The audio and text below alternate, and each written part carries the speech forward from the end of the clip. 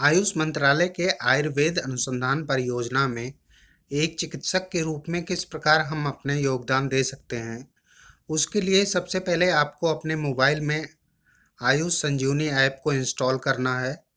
इसे किस प्रकार इंस्टॉल करना है, इसे आप पूर्व के वीडियो में देख सकते हैं, जिसका लिंक डिस्क्रिप्शन बॉक्स में दिया गया है। ऐप को इंस्टॉल करने के बाद जब ऐप में जाते हैं तो इसे आपको अपने मोबाइल नंबर से सबसे पहले वैलिडेट करना होगा।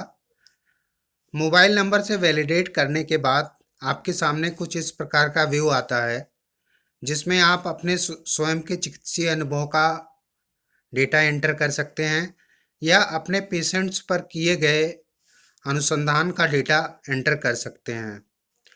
अनुसंधान के लिए आपको कुछ बेसिक रूल्स एंड रेगुलेशंस की ज़रूरत होती है, जिसको आप फॉलो कर सकते हैं।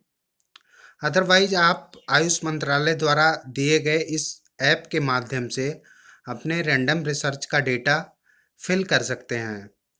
सबसे पहले आपको रिसर्च डेटा कलेक्ट करने के लिए जो पैरामीटर्स दिए गए हैं, जो इफिकेसी वेरिएबल्स इसमें दिए गए हैं, उसके अनुसार आप केस रिपोर्ट फॉर्म तैयार कर सकते हैं या केस रिपोर्ट फॉर्म मैंने तैयार किया है, जिसको मैंने लिंक में भी दिया है, आप उसका प्रयोग कर सकते हैं।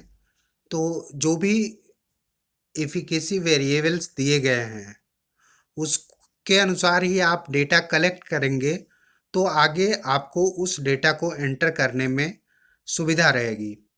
तो सबसे पहले आपको डेटा एंटर करने के लिए आपको अपना नाम, अपना ईमेल आईडी, अपना मोबाइल नंबर, आप किस स्टेट से बिलोंग करते हैं, किस डिस्ट्रिक्ट से बिलोंग करते हैं, आपकी क्या स्ट्रीम है, जिस स्ट्रीम में आपने अनुसंधान किया है, और आपका रजिस्ट्रेशन नंबर क्या है, उसको आपको फिल करना होगा। उसको फिल करने के पश्चात आपको नेक्स्ट में क्लिक करना है। नेक्स्ट में जाने के बाद आपको आयुष एडवाइजरीज जो दी गई हैं, जिसका प्रयोग आपने अपने चिकित्सीय अनुसंधान में किया है, उसका डेटा आप एंटर कर सकते हैं।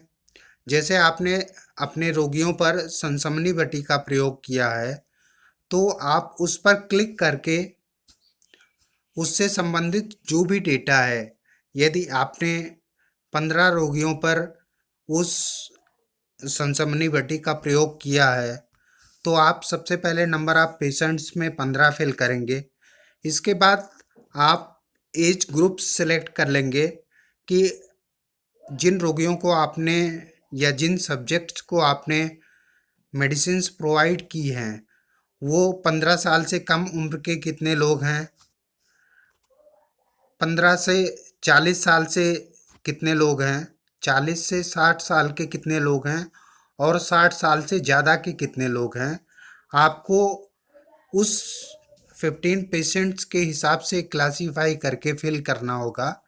जैसे यदि 15 से 40 के लिए मैंने 5 पेशेंट्स को सेलेक्ट किया और 40 से 60 के लिए मैंने 10 पेशेंट्स को सेलेक्ट किया, तो मैं उस डेटा को एंटर कर दूंगा।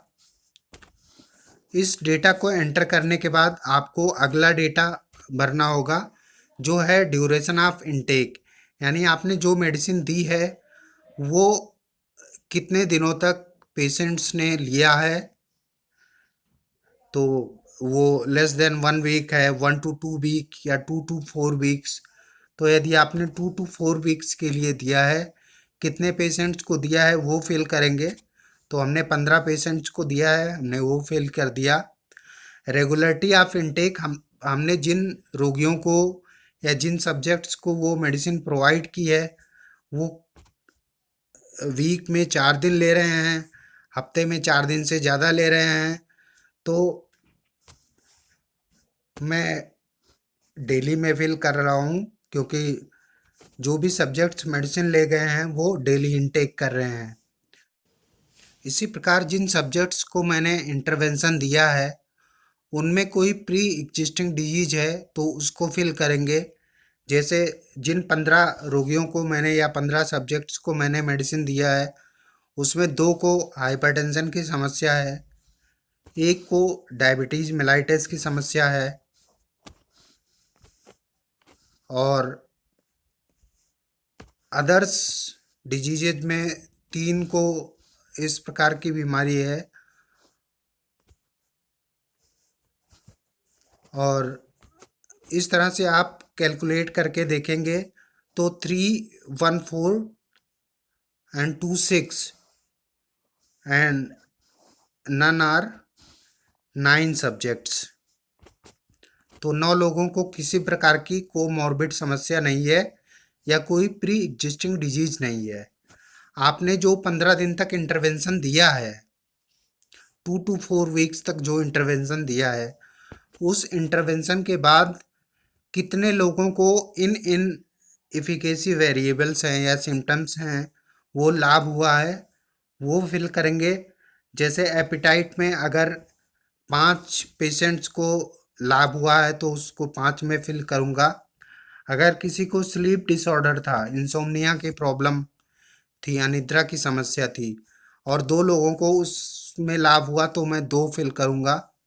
बाउल मूवमेंट में किसी को अगर समस्या थी, उसमें लाभ हुआ है, अगर 6 लोगों को लाभ हुआ है। स्टेमिना किसी की बढ़ी है तो उसको मैं फिल करूँगा 1 की स्टेमिना में। और मेंटल वेलबींग में 7 लोगों को आराम मिला। इसी प्रकार जो भी आराम मिला है लोगों को या जो भी इन पैरामीटर्स में लाभ मिला है उसको आप फिल करेंगे। इसी प्रकार मेंटल वेलबींग में 5 लोगों को अगर आराम मिला है तो मैं 5 फिल करूँगा। इसके साथ में अगर 2 लोगों को किसी प्रकार का कोई लाभ नहीं हुआ तो नो चेंज में मैं 2 फिल करूँगा। इसी तरह से यदि ट्रीटमेंट देने से पूर्व किसी को फीवर की समस्या थी तो फीवर जिसको नहीं था, मान लीजिए 9 लोगों को फीवर नहीं था तो 9 मैं फिल करूँगा, नॉट एप्लीकेबल। इम्प्रूव्ड 5 तो मैं 5 फिल करूँगा। वर्सेंड कोई भी नहीं, नो रिलीफ 1। इसी तरह कोराइजा में किसी को सर्दी जुकाम की समस्या थी। इसी तरह थ्रोट पेन अगर किसी को गले की दर्द की समस्या थी तो जिन 15 पेशेंट्स को आपने सेलेक्ट किया है उसमें से मान लीजिए आप 3 लोगों को थ्रोट पेन की समस्या थी, बाकी जो 12 लोग हैं उनको समस्या नहीं थी तो नॉट एप्लीकेबल हो जाएगा 12। इम्प्रूव्ड 3। इसी तरह कफ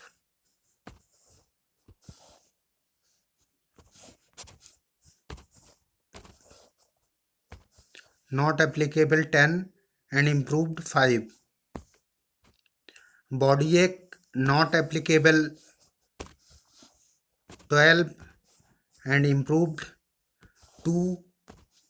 no relief 1। Overall impact on general health और नंबर ऑफ पीपल